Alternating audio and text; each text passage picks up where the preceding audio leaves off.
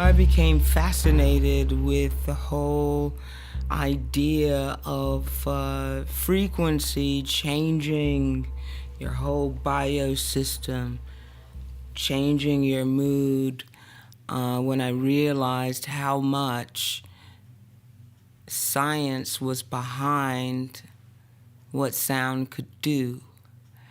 I started to listen to these nature CDs, and it really had an effect on me, and I wanted to know why. I began to invest in these sounds without really knowing, but just feeling. I could feel that something was happening. And eventually I wanted to introduce my own interpretation of what these keys could do based on a vocal approach. I layered a lot of vocals like in the key of C and just felt what it was doing. Not really well versed in what the scientific language was using to describe these things, but just feeling it. And so 7 Keys was my opportunity to explore it.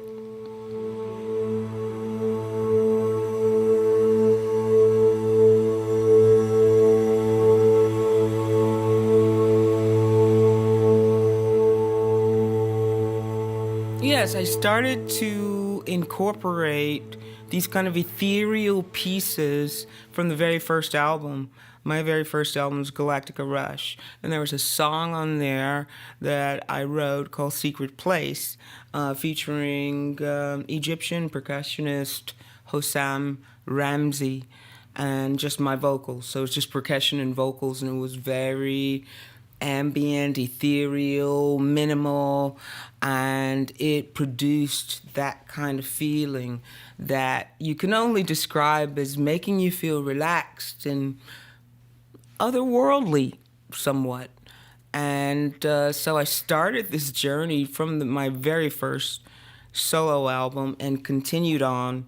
The second album, I wrote a piece called Sending You a Message that was purposefully ethereal, and talking about sending messages, time traveling, communicating with loved ones that had passed on already, sending you a message. I continue this theme with string arrangement, Benoit featuring Everton Nelson on violin. Once again, I've been kind of obsessed with including this in my presentation of music from the very first album.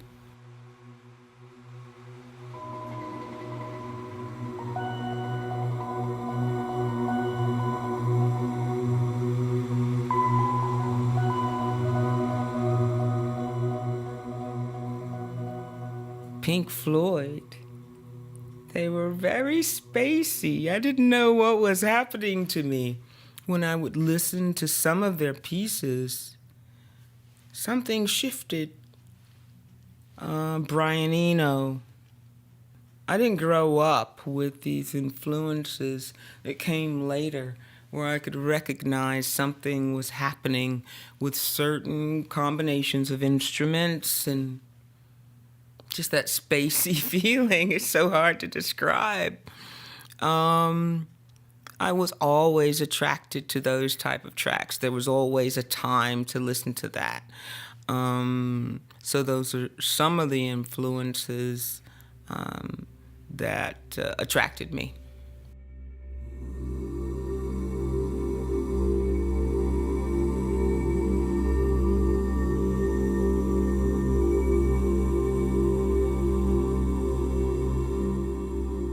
I was so sensitive to it. It totally sent me into a state. I could clearly feel some sort of clearing and some sort of floating, and that, like, my biosystem had shifted. You know, they don't teach you about these things in school. You just feel them. Then, and I started to learn the connection with sacred geometry, sacred movements. They open channels, they open circuits. It opens you up, puts you in a realm. Your mind leaves your own world of day-to-day and expands out to some other kind of ethereal world. And the yoga, lucid dreaming, and through my dreams, these things are so hard to explain and, validate. There is no strong ground that you can stand on and say, this is factual, until it happens to you. That's the fact. Most people are affected by yoga. Most people, when they see certain geometric patterns, something happens. The lucid dreaming is more specialized, but a lot of people are trying to do that and explore that. These are ethereal realms that are not generally accepted, by the general public. It's seen to be fringe philosophy, but now it's becoming more mainstream, and I think that's the future that we're in now. We are going towards using this technology, using what we call yoga technology. You can call it something else. They're movements and certain patterns. They open up circuits. That's all I know.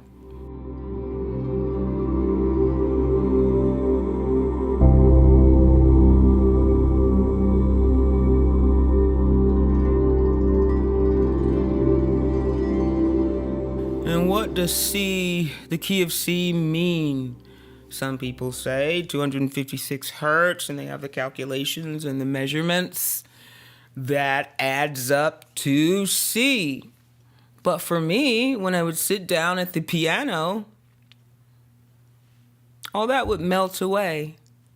When I was working with the notes and trying to reach for a feeling and design something, create a harmonic design, I wasn't thinking, C over D over E. None of that. It was purely a feeling of how these frequencies were put together and how it was making me feel. So what does the key of C mean to me? It's still a bit of a mystery.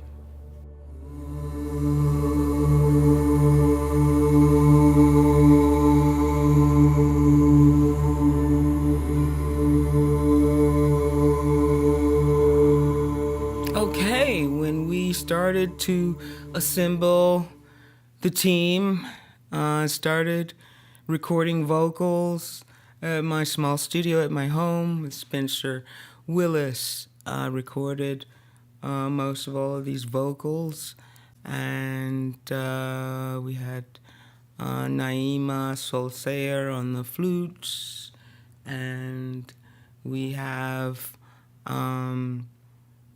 me doing a lot of vocals. And we have Martin Kearns really at the helm of the sonic design at 800 East Studios.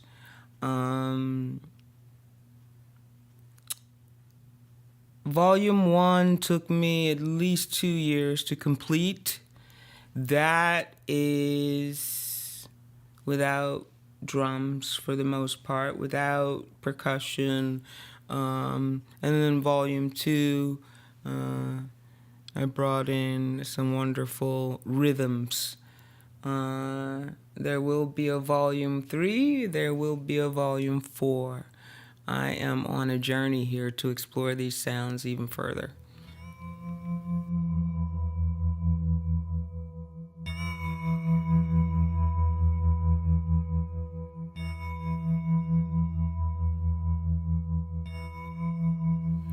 Wow. Yeah, that's another thing. The realms.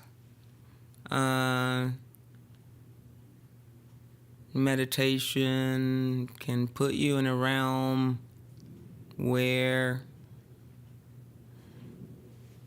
spirits can come through and communicate. In my case, it was simply, all of a sudden, Granddad would pop into my head. And I started to notice this. I could be in the grocery store, or I could be driving in the car, and then boop! No particular messages, just a presence.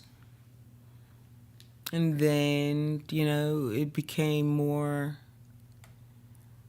I guess, defined. But it wasn't like someone talking in your ear. It was more, once again, a feeling, a presence, and then certain things and ideas would come to you. It's very hard to explain how that works, and it's very personal. When it's happened to you, you know what I mean.